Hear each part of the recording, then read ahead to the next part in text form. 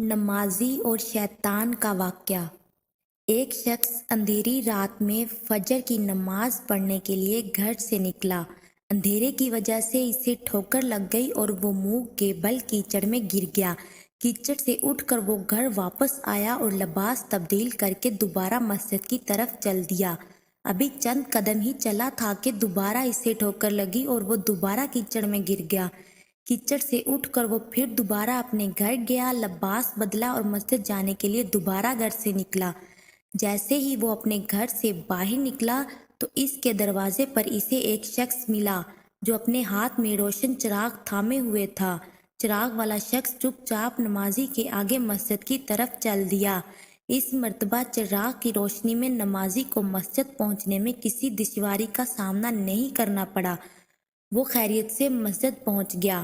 مسجد کے دروازے پر پہنچ کر چراغ والا شخص رک گیا۔ نمازی اسے چھوڑ کر مسجد داخل ہو گیا اور نماز ادا کرنے لگا۔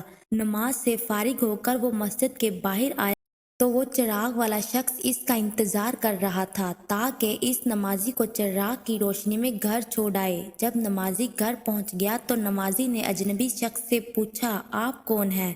اجنبی بولا، سچ بتاؤں تو میں ابلیس ہوں۔ نمازی کی تو حیرت کی انتہا نہ رہی۔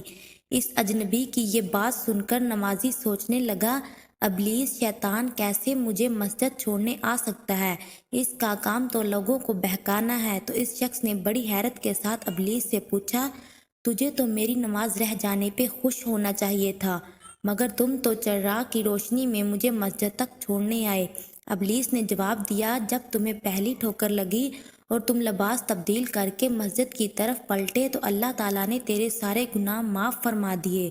تمہیں دوسری ٹھوکر لگی تو اللہ تعالیٰ نے تمہارے پورے خاندان کو بخش دیا، جس پر مجھے فکر ہوئی کہ اگر اب تمہیں ٹھوکر لگی تو اللہ تعالیٰ کہیں تمہارے اس عمل کی بدولت تمہارے سارے گاؤں کی مغفرت نہ فرما دے۔ اسی لیے میں چراغ لے کر آیا ہوں کہ تم بغیر گرے مسجد تک پہنچ جاؤ۔ اس شخص نے جیسے ہی یہ بات سنی تو اس نے اللہ کی بارگاہ میں اپنا سر جھکایا، اللہ کا شکریہ ادا کیا۔ تو دوستو، یہ ہے ہمارے رب کی شان، سبحان اللہ۔